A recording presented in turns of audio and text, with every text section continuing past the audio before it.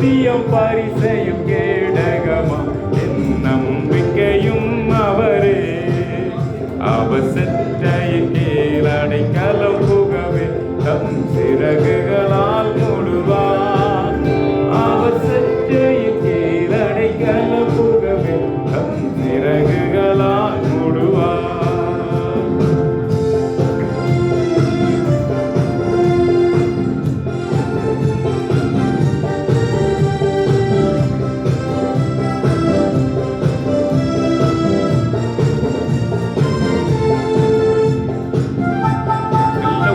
கரங்களை தட்டி, பாடல் தெரியாட்டி கூட பரவாயில்ல, கரங்களை தட்டி அவரை மகிமைப்படுத்துவோம்.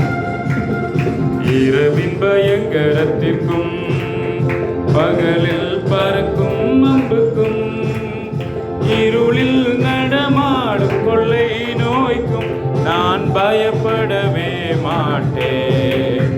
இருளில் நடமாடும் கொள்ளை நோய்க்கும் நான் பயப்படவே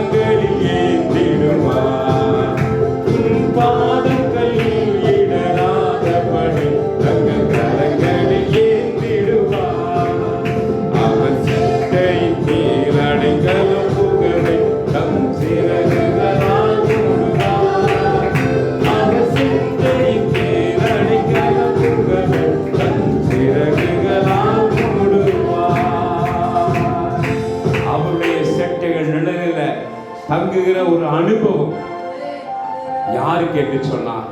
வேதம் சொல்லுகிறது, அவன் என்னிடத்தில் வாஞ்சியாயிருக்கிறபடியினால அவனை விடுவிப்பேன். என் நாமத்தை அவன் அறிந்திருக்கிறபடியினால் அவனை உயர்ந்த அடைக்கலத்தில் வைப்பேன்.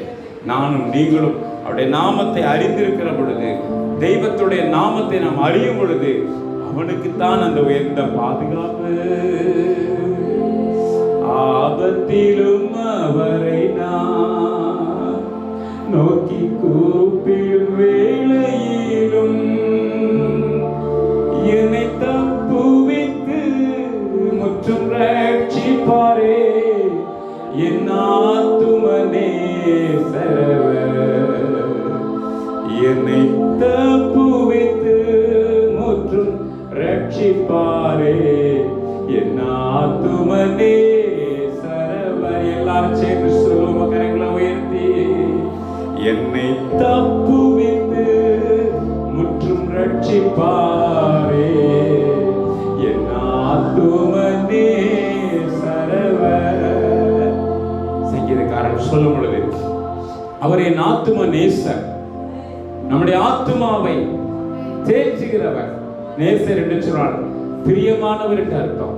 என் ஆத்துமாவுக்கு பிரியமானவர், என் ஆத்துமாவுக்கு இன்பமானவர். உலகத்தில் அநேகரை நாம் நம்பி ஏமாந்து போயிருக்கலாம். மனிதர்களை நம்பும் பொழுது நாம் ஏமாந்து போயிருப்போம்.